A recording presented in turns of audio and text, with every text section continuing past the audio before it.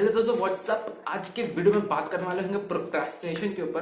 Procrastination ऐसी चीज होती है यार, जिसकी मदद से आप अपने टास्क को डिले करते हो, अपने काम को टालते हो, कल पे टालते हो। ठीक है, धीरे धीरे करके डिले करते रहते हो और टाइम को जो वेस्ट करते हो, जिसके मदद से आपका टाइम एक्सपैंड होता रहता है, उसे कहते हैं प्रोक्रास्टिनेशन।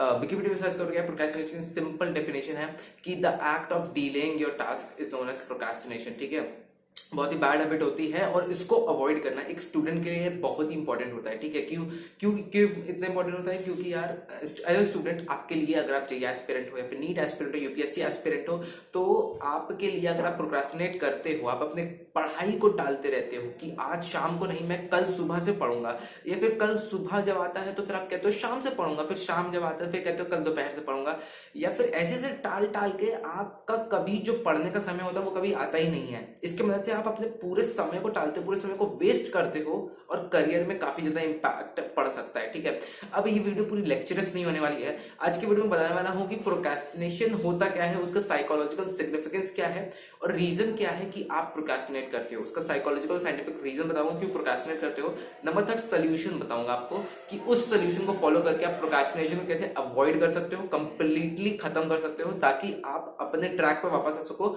और अपने करियर को काफी अच्छा शेप दे पाओ। ठीक है, पढ़ाई में अच्छे हो पाओ, पढ़ाई में ज्यादा आगे बढ़ पाओ, या तो फिर पढ़ाई ही नहीं तो कोई और जिंदगी में काम हो, टास्क हो, जैसे कि अपना बिजनेस स्टार्ट करना है, स्टार्टअप स्टार्ट करना है, फिर कोई और वगैरह साइड हसल के बारे में काम करना, उसमें आप अच्छी तरह से वक्त दे सको और अपने काम को कभी भी टालो मत। ठीक है, तो बहुत ही इंटरेस्टिंग होने वाली है। तो पहले से बात करते हैं प्रोक्रेस्टिनेशन का मतलब।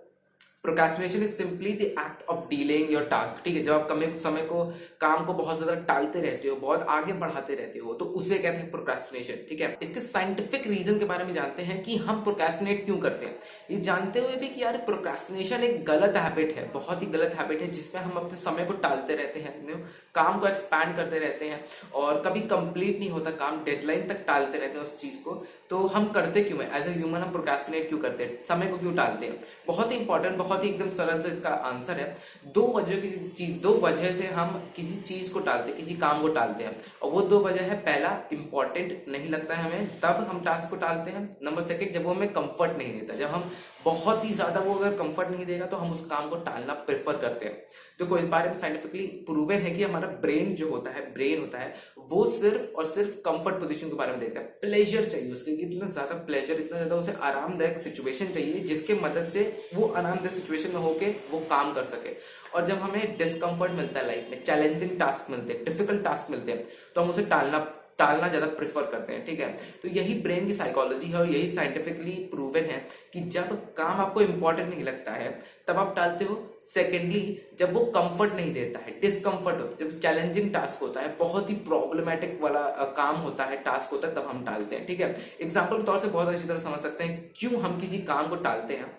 बहुत ही बेसिक एग्जांपल है, मान लेते हैं कि भगवान न करे, खुदा ना खास्ता, आपके परिवार में कोई बीमार पड़ जाता है। ठीक है, कोई बीमार पड़ जाता है तो क्या आप कल के लिए टालोगे उसे? नहीं, बहुत सीरियस सिचुएशन आ गई है तो आप तुरंत इंस्टेंटली उसे हॉस्पिटल ले जाओगे या डॉक्टर को कॉल करोगे। ठीक है, कल पे तो नहीं टालोगे, परसों पे नहीं टालोगे, 2 3 4 घंटे बाद नहीं टालोगे।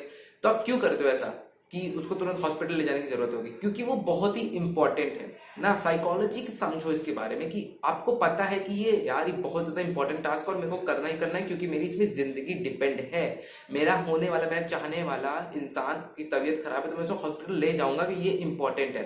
ठीक है, और यही चीज अगर लॉन्ग टर्म टास्क में आती है, फॉर एग्जाम्पल अगर आपको हैबिट बनानी है, अपनी बहुत ही अच्छी हैबिट बनानी है, उसको आप टालने में प्रेफर करते हो।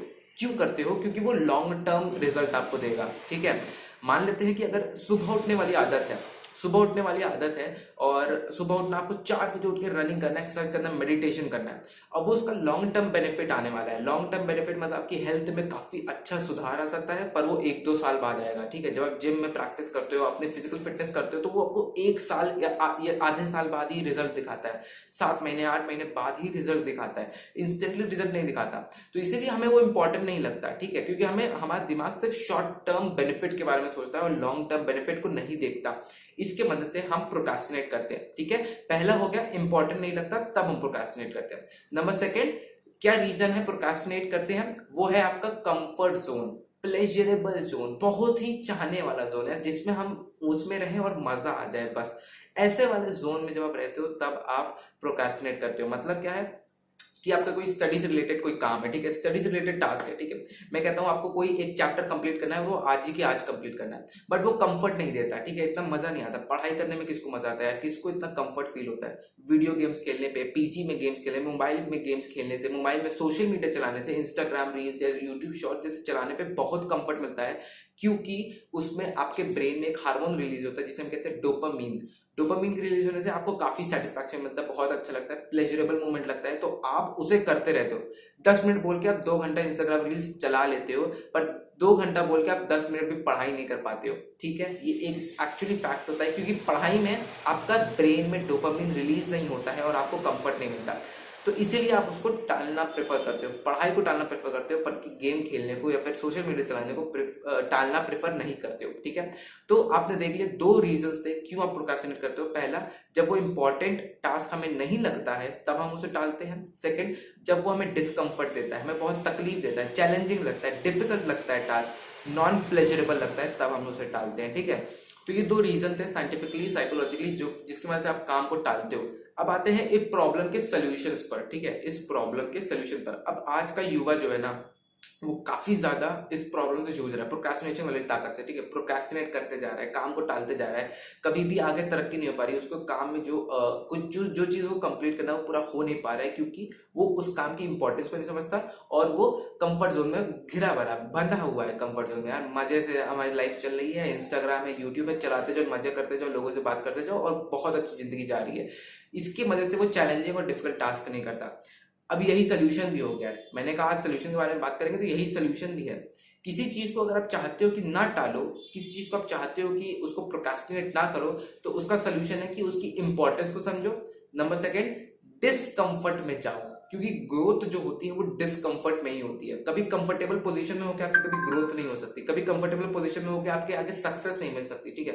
तो डिसकंफर्ट पोजीशन में होना पड़ेगा, तब जाके आप कुछ अचीव कर पाओगे। तो पहला सोल्यूशन ये है कि किसी चीज की इंपॉर्टेंस की वजह जानना, ठीक है। मान ले तो कोई टास्क है, ठीक है, मान ले तो कोई टास्क है या फिर कोई हैबिट है, ठीक है, आपको वो टालना नहीं है। जैसे कि एग्जांपल के तौर में ले लेते हैं कि आपको सुबह सुबह 4 बजे उठ के, मैं कहूँ कि आपको रनिंग करनी है, एक्सरसाइज करनी है, जॉगिंग करनी है, मेडिटेशन करनी है, ठीक है। तो उसको आपको इंपॉर्टेंस क्या होनी चाहिए ये बारे में जानो, ठीक है। किसी टास्क के इंपॉर्टेंस, लॉन्ग टर्म बेनिफिट के बारे में जानो और उसको दिमाग में बिठा के रख लो कि ये इसका इंपॉर्टेंस है, तभी मैं एक काम करूंगा, तो आप कभी भी प्रोक्रास्टिनेट नहीं करोगे, ठीक है। फॉर एग्जाम्पल के तौर पर अगर मैंने कहा कि आपको सुबह 4 बजे उठ के एक्सरसाइज करना है, मेडिटेशन करना है, योगा करना है, तो फिर उसका लॉन्ग टर्म बेनिफिट है आपकी हेल्थ के ऊपर कि आपकी हेल्थ अच्छी बनेगी, फिजिकल हेल्थ अच्छा होगा, फिजिक अच्छा होगा, उसके साथ साथ आपका मेंटल बैलेंस भी अच्छा रहेगा। तो अगर ये इंपॉर्टेंस, अगर अभी लॉन्ग टर्म बेनिफिट को इंपॉर्टेंस लेके अपने दिमाग में बैठा के रखोगे, तो आप सुबह उठना कभी नहीं टालोगे, सुबह हमेशा उठोगे और अपने फिजिक पे ध्यान दोगे। नंबर सेकंड, अगर आप जानोगे कि पढ़ाई से क्या क्या आपका करियर चेंज हो सकता है, नॉलेज से, इंटरेस्ट से, एक्सेलेंस से, इंफॉर्मेशन से आपका कितना ज्यादा करियर शेप हो सकता है, कितना ज्यादा करियर बढ़ सकता है, तो आप हमेशा पढ़ोगे, ठीक है। वो इंसान जो कि नॉलेज को इतना इज्जत नहीं देता और एक्सेलेंस को इतना इज्जत नहीं देता, वो ज्यादा नहीं पढ़ता है, वो हमेशा टालता रहता है, ठीक है। नंबर थर्ड एग्जाम्पल भी मैं ले सकता हूँ इसके साथ, कोई अगर ऐसी चीज है, स्किल सीखना साइड हसल में, ठीक है, जिसको आपको पता है कि ये आगे मैं इस स्किल को सीखूंगा, वो आगे जाके मेरे को बहुत पैसा जनरेट करने में मदद दे सकती है, ठीक है, मेरे बिजनेस खोलने में बहुत मदद दे सकती है, मैं आगे जाके इससे स्टार्टअप भी खोल सकता हूँ इस स्किल की वजह से। तो आप वो स्किल सीखोगे, उसको टालोगे नहीं, उसको प्रोक्रास्टिनेट नहीं करोगे और काफी कुछ उसमें स्किल में महारत हासिल करोगे। तो ये था पावर ऑफ इंपॉर्टेंस, ठीक है, कि आप किसी चीज की इंपॉर्टेंस को जानो और उसको सीखने के बारे में चालू कर दो। और नंबर सेकंड सोल्यूशन इसका निकल के आता है आपका, नंबर सेकंड सोल्यूशन है आपका कंफर्ट जोन को त्यागना, कंफर्ट जोन को सैक्रिफाइस करना, ठीक है। जो इतना प्लेजरेबल लग रहा है, इतना हमको मजा आ रहा है इंस्टाग्राम और सोशल मीडिया चलाने पे यार, उसको सैक्रिफाइस करना सीखो, तब जाके आप प्रोक्रास्टिनेशन वाले ट्रैप से बच सकोगे, ठीक है। बार बार हर समय सोशल मीडिया नहीं चलाना, घंटों सोशल मीडिया नहीं चलाना है, एक लिमिटेड समय के लिए सोशल मीडिया चलाओ, खराब नहीं है, लिमिटेड समय के लिए चलाओ, घंटों ना चलाओ। और फिर उसके बाद गेम्स में और सब वगैरह फ्रेंड्स के साथ हैंग आउट करना बंद कर दो, पार्टीज में जाना सब बंद कर दो, क्योंकि इसमें आगे ग्रोथ नहीं होने वाली। बट हाँ, सालों में, महीनों में कभी कभी होने वाला है तो ठीक है, बहुत सही, अगर आप कंट्रोलेबल, इसको लिमिटेबल लग रहे हो तो। लेकिन आपको इसको हमेशा लिमिट में रखना है और हमेशा घंटों नहीं चलाना है। ये बात याद रखो, आपका जो कंफर्ट जोन है ना, इससे बाहर निकलना है, डिस्कंफर्ट में जाएंगे तभी आपके जाके कोई एक सक्सेस मिल सकती है, ठीक है। डिस्कंफर्ट में जाना बहुत इंपॉर्टेंट होता है, क्योंकि जो हम कंफर्ट में रह के जो हमको प्यार मिलता है वो कभी हमें आगे सफलता नहीं दे सकता, हमेशा हमें हमें हमेशा खत्म कर सकता है।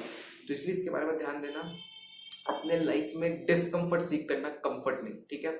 और नंबर थर्ड इसका सोल्यूशन निकलता है डिस्ट्रैक्शंस को अवॉइड करना, कंप्लीटली डिस्ट्रैक्शंस को अवॉइड करना, ठीक है। लाइफ में बहुत डिस्ट्रैक्शंस है, सोशल मीडिया के डिस्ट्रैक्शंस है, फ्रेंड्स के डिस्ट्रैक्शंस है, फैमिली में डिस्ट्रैक्शंस है, आपके मोबाइल्स में डिस्ट्रैक्शंस है। तो इन सब को अवॉइड करो, हो सके कितना से कितना मिनिमम करने के बारे में सोचो, या फिर इसको किसी और कमरे में रखो जब आप काम कर रहे हो अपने लाइफ में, और उसमें ही ध्यान दो जो आप कर रहे हो, ठीक है। लाइफ में ज्यादा आगे बढ़ पाओगे अगर आपने डिस्ट्रैक्शंस को खत्म कर दिया, ठीक है। इसके बाद एक और नंबर फोर्थ सोल्यूशन निकल के आता है, वो है प्लानिंग। प्लानिंग काफी इंपॉर्टेंट होती है। बिना किसी प्लान के आप कोई प्लान को एग्जीक्यूट नहीं कर पाओगे और आगे किसी चीज के बारे में सफलता नहीं पा पाओगे, ठीक है। तो इसलिए बहुत इंपॉर्टेंट है प्लान बनाना, स्केड्यूल बनाना, प्रॉपर डेडलाइन बनाना, टाइम टेबल बनाना, हैबिट के साथ स्टिक रहना, तब जाके कोई चीज काम होगा वो आप अचीव कर पाओगे। कोई हैबिट बनानी है न्यू ईयर रेजोल्यूशन में, तो फिर आप उसके लिए प्लान बनाओ, स्केड्यूल बनाओ, डेडलाइन बनाओ, टाइम टेबल बनाओ, और उस हैबिट में स्टिक रहो, और आप आगे जाके अच्छी तरह सफलता पा पाओगे। तो दोस्तों ये थे कंप्लीट स्टेप्स जिसकी वजह से यार आप एक्चुअली में बहुत कुछ आगे अचीव कर सकते हो। आई होप आपको वीडियो काफी अच्छी लगी। अगर वीडियो अच्छी लगी तो प्लीज हिट लाइक बटन, और लाइक बटन ठोक देना, सब्सक्राइब कर देना, बेल आइकन को जरूर दबा देना। मैं इस तरह की वीडियो आपको लाता रहूंगा। और अगर कोई अगर वीडियो रिकमेंडेशन हो तो प्लीज कमेंट सेक्शन में बताओ कौन सी वीडियो चाहिए, मैं उसकी वीडियो जरूर बताऊंगा। मिलते हैं नेक्स्ट एपिसोड में, bye, take care, have a good day.